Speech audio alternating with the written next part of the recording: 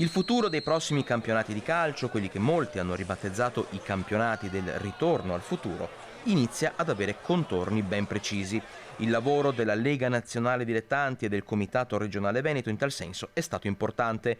L'inizio delle competizioni sarà procrastinato a fine settembre, si ipotizza il 26, mentre le prime domeniche di settembre saranno verosimilmente dedicate alla fase eliminatoria della Coppa regionale. In eccellenza ci saranno 3 gironi per un totale di 42 squadre, previsti 7-8 ripescaggi.